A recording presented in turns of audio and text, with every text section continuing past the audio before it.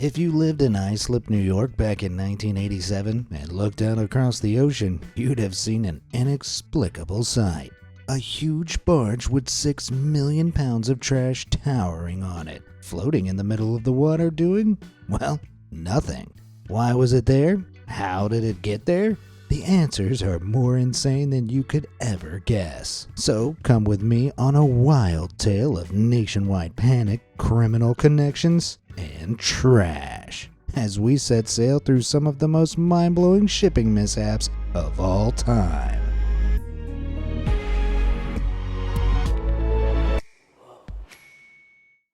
The boat to nowhere.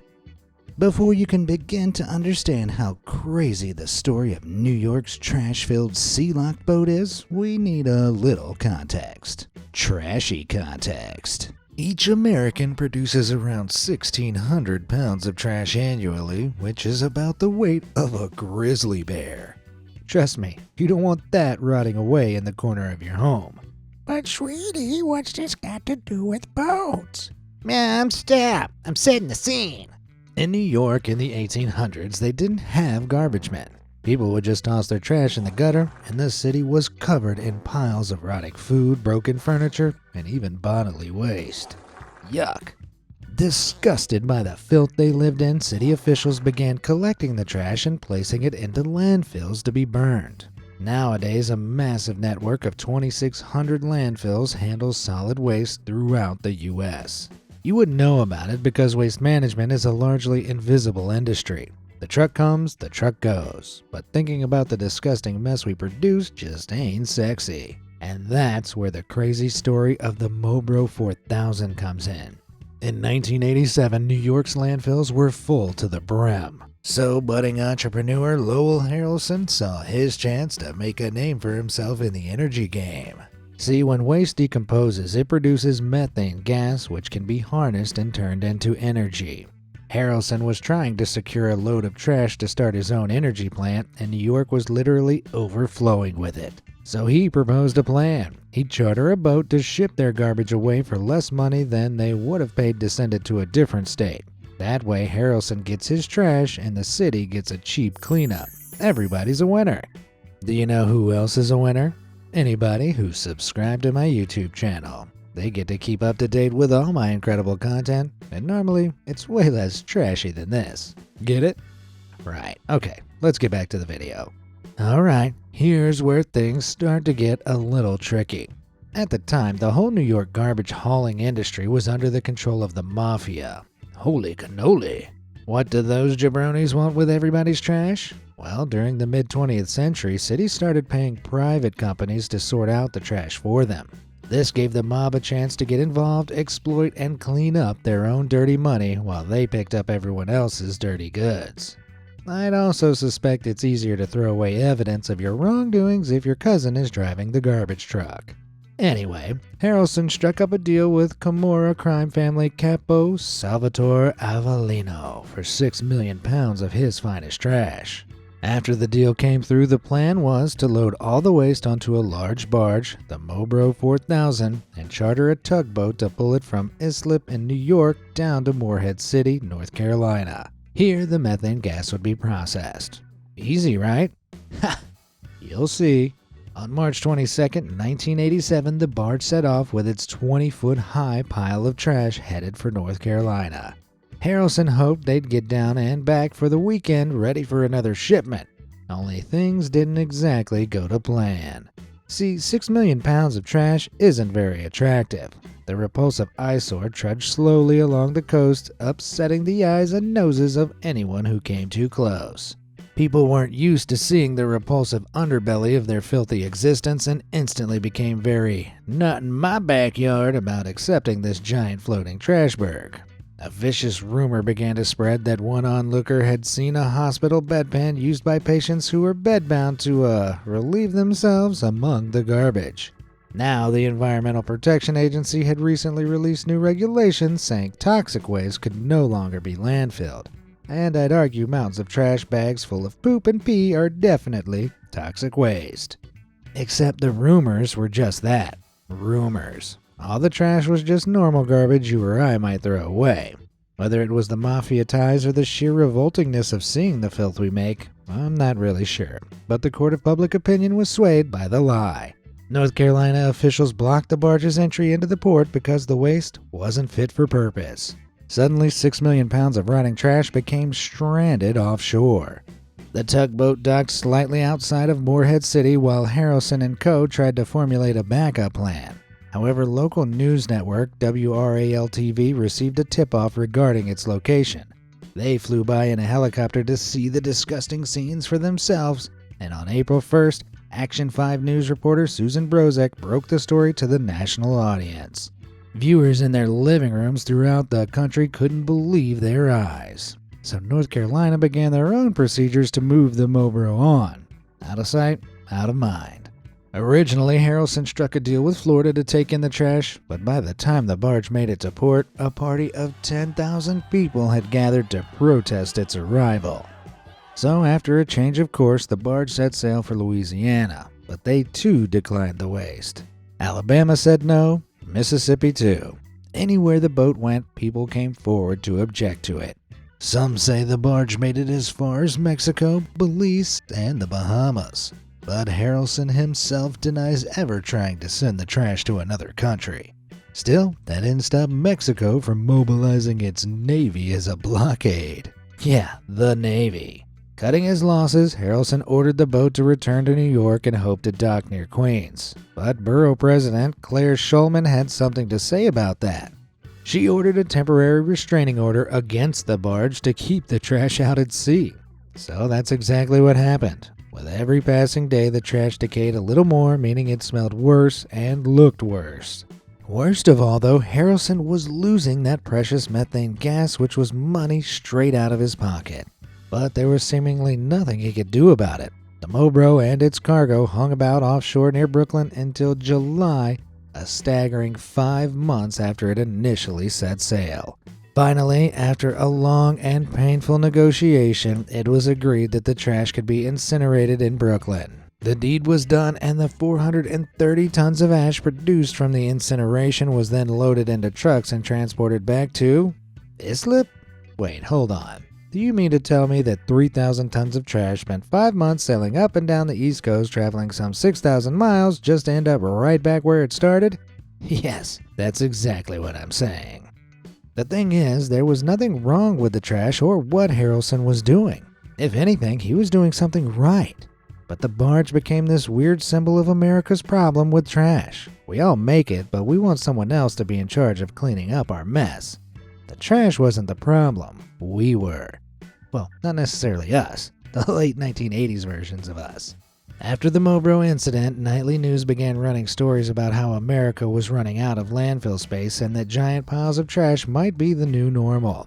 But it wasn't true. The Environmental Protection Agency had just changed the rules on landfills. Now, all landfills had to line the bottom with plastic so spillage from decomposing waste wasn't filtering into water supplies.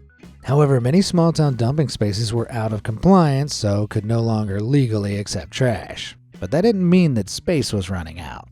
Harrelson never officially said how much the Mobro disaster left him out of pocket, and who can blame him? The poor man had already suffered enough embarrassment. But it wasn't all bad news. The following year saw an unprecedented level of public discussion about waste disposal, and there's a good chance Mobro played a significant role in the spike in recycling rates throughout the late 1980s and beyond. Sure, Harrelson got egg on his face, but it did something good, right? Well, that's debatable. Fast forward to today, and 7 Mobros worth of garbage leaves New York every single day. That's almost 50 a week. So has anything really changed? Sure, many of us are far more conscious about waste and what we do to the planet, but it doesn't seem to have done anything to quell the steady stream of refuse we make getting higher and higher. What do you think? Has our relationship with the filth we make just become more invisible, or is there not a problem at all? Let me know down in the comments. In the meantime, I might not be sure how to feel about the Mobro, but I've rounded up some other shipping disasters that are absolute horror shows. Want to take a look? Who am I kidding? Of course you do. Let's go. Triple threat. Sometimes when I got the bad feelies, I lay in bed thinking about all the mistakes I've made in life. Like the time I puked on my prom date in senior high. Sorry, Jessica. But for all my shortcomings, I've never made a mistake quite as emphatic as the MV Tricolor. This 620-foot vehicle carrier was traveling from Zeebrugge, Belgium to Southampton on December 14, 2002, transporting around 3,000 luxury automobiles when it collided with another cargo ship, the Kariba.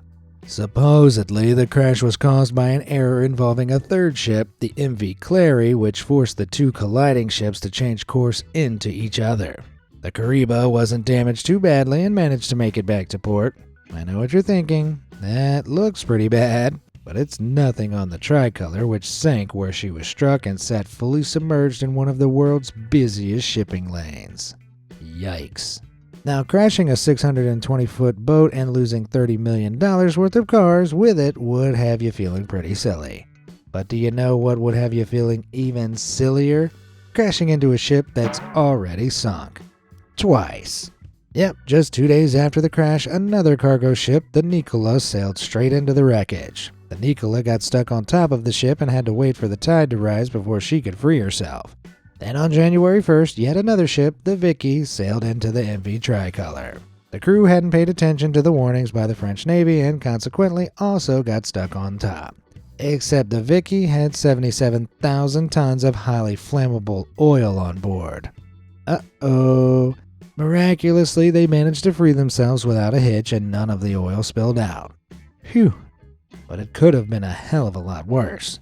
As if this wasn't already a ridiculous enough scenario, on January 22nd, a salvage tugboat coming to aid the Tricolor accidentally hit a safety valve on the ship, causing a huge oil spill. Man, who did they put in charge of this? This is one of the most incompetent operations I've ever heard of. And just over a month, 3 ships had collided with it, and the boat that was meant to be helping just dumped oil everywhere. What a catastrophe. But you want to know how much this cost, right?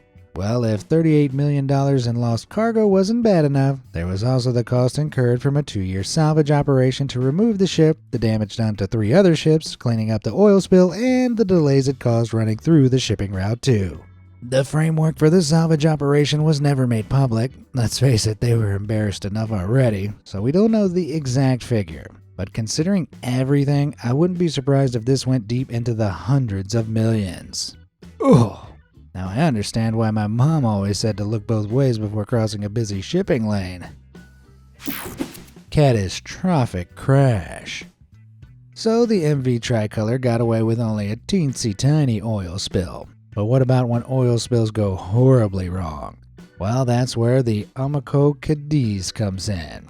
On March 16, 1978, while transporting over 58 million gallons of light crude oil from Saudi Arabia to Rotterdam, the ship ran into some issues near Port Saint Rocks near Brittany, France. The weather was choppy, and a giant wave slammed into the ship's rudder, causing the helm to lose control completely. Now, you'd think being able to handle, the ocean is one of the fundamental basics of a boat, and in most cases it is. However, American Petroleum Company Amoco, who owned the boat, had cheaped out on essential repairs. The threaded studs on the rudder had sheared away and were no longer suitable, so the Amoco Cadiz got battered. But that was only the start of their woes. 12 hours after the steering was ruined, the ship ran aground, causing water to rush into the engine room, completely flooding it. This violently ripped the hull in two, and millions of gallons of oil came pouring out. The sea was still rough, so containing the spill wasn't an option, and oil began to spread far and wide. Before long, more than 45 miles of French coastline were slathered with thick oil. Over 20,000 birds perished, and the local marine life was decimated. At the time, it was the largest oil spill ever recorded. Although tugging vessels responded quickly to the disaster, the poor weather conditions made it impossible to attach a tow line to the Cadiz. Because of this, the boat ripped in half and each part began to drift in almost opposite directions. Jeez. It took 2 whole weeks for a decision to be made on what to do with the vessel, and in the end something drastic was settled on. Seeing no other choice, the Navy was enlisted to destroy and sink the vessel by dropping depth charges onto it from helicopters. A whopping 4,200 pounds of explosives were detonated 26 feet below the surface, and the Amoco Cadiz sank just 15 minutes later. Man, what a mess. So how much did this cost? While discounting the irreversible damage done to local marine life and biodiversity, which is arguably priceless, a U.S. federal judge ordered Amoco Oil Corporation to pay $85.2 million in fines. $45 million was to cover the cost of the spill, and $39 million was in interest for the damage caused. Ouchies. But wait, because we're not even close to being done. According to estimates made in 1978, the Amoco Cadiz disaster was likely to have caused $250 million in damage to fisheries and tourist amenities alone. That's a cool $250 million. However, the French government later claimed the damage and cleanup operation cost far more, at a mind-boggling $1.6 billion. Of this, Amoco agreed to pay just $230 million in 1992 for their negligent responsibility in causing this horrendous ordeal. Sounds to me like they got off light. What do you think? Should they have had to pay the full fine, or were they punished enough? Let me know in the comments. Flaming fortune. Want to know my favorite thing about being on the water? There's no way fire can get me. I'm safe on my little floaty island. Well, not totally safe. On the 21st of March in 2006, the MV Hyundai Fortune was sailing through the Gulf of Aden, 60 miles south of Yemen. Suddenly, the crew was startled by the sound of a ferocious explosion below the deck. Nobody knew where it had come from or what had caused it, but the subsequent flames began to spread through the stern of the ship at an alarming pace. Despite their best efforts to contain the fire, the 27 crew members were forced to abandon ship and were rescued by a Dutch frigate that was conveniently nearby. And just as well, the fire continued to tear through the ship and eventually found, you'll never guess, several containers of fireworks above deck. Okay. The blaze swiftly ignited them and all hell broke loose. The ravaged ship continued to burn for several days, and the coursing flames destroyed the engine room, which flooded due to the damage. It all looked hopeless until firefighting tugboats arrived on March 23rd and managed to quell the inferno. Once the blaze was contained, the ship was towed to nearby Oman to evaluate the extent of the damage. Roughly 1/3 of the containers were destroyed by the blaze and many more were lost overboard. What's more, after the engine had failed, power to the ship had gone down with it, so any refrigerated goods were also ruined despite being untouched by the fire. For the cherry on top, roughly 1/10 of all the cargo was uninsured. Yikes! But what actually caused that mysterious initial explosion? Well, a subsequent investigation revealed that an undeclared container holding petroleum-based cleaning fluids had been stowed by the engine room. The heat from the engine most likely warmed the fluid to a critical point, then kaboom! Whoever was shipping it had failed to declare it, probably so they didn't have to pay the additional handling fee for dangerous chemicals. Well, that little shortcut really backfired. The combined cost for the ship repairs and lost cargo was estimated at around $800 million. But the ship was repaired successfully and continued to work as a container carrier all the way until 2018. Woohoo! Boy, I love me a happy ending. Well, I'm sure their bank accounts weren't happy, but we take the little wins where we can. Comfort by name. When I travel, I like to travel in comfort. I got my pillow, my blankie, and my sweatpants on. The ones without the SpaghettiO stains in the crotch. Don't ask. But if there's one comfort I'd avoid like the plague, it's the MOL Comfort. At over 1,000 feet long, this container ship was an absolute whopper. On June 17, 2013, she was crossing the Indian Ocean from Singapore to Saudi Arabia when she got caught in bad weather around 200 miles off the coast of Yemen. Storm schmorm. She can handle it, right? Wrong. The storm was so strong that it smashed a large crack down the middle of the hull and tore the whole ship in half. Crikey. The crew justifiably got the devil out of there and abandoned ship. I mean, what were they supposed to do? Stick it back together? No chance. Luckily, they escaped unscathed, and all that could be done was contact a salvage crew to save what they could. By some miracle, the two 500-foot halves remained afloat and began drifting northeast. However, the good news didn't last long. By June 24th, tugboats had arrived on the scene to drag the bow to safety. However, just 2 days later, water had crept inside the stern of the vessel. The very next day, the whole stern sank rapidly to a depth of 13,000 feet, carrying some 1,700 containers with it. Amazingly, none of the 1,500 tons of fuel on board the stern leaked, or everything would have been made exponentially worse. But fast forward to July 6th and things went from bad to worse. A fire broke out in the rear of the bow section, and due to bad weather, the salvage crew was unable to keep the blaze under control. The fire raged on for 4 days, destroying most of the 2,400 containers on board. Frustratingly, the cause was never properly determined because the bow section also sank the very next evening, this time to 9,800 feet, taking the remaining cargo and an additional 1,750 tons of fuel with it. Cripes. The loss of all 4,293 containers on board is the largest number of containers lost in a single event to this day. So, as you can imagine, the whole ordeal cost a flippin' bomb. Insurers had to cough up between $300 and $400 million in claims for lost cargo. On top of that, the operator of the ship, Mitsui O.S.K. Lines, had insured the MOL Comfort's hull and machinery for a whopping $66 million. But that's just the start. See, MOL Comfort wasn't the only boat of this type. 6 sister vessels were out in use that were made at the same time to the same specifications. If actions weren't taken quickly, this could be a problem that spiraled even further out of control. Luckily, all 6 were called back and phased out while important upgrade work was done to strengthen the hull to make sure another disaster like this never happened again. However, more work means more money. Not just in the cost of the upgrades, but also the money lost from them being out of service. What a fiasco. The only positive is that nobody was hurt. I don't know about you, but after all this, I'm keeping my legs on solid ground for a little bit. This water business is scary. And on that note, that's enough shipwrecks for one day. I'm starting to get a sinking feeling. Which of those shipping disasters shocked you the most? Make sure to let me know down in the comments, and until next time, thanks for watching.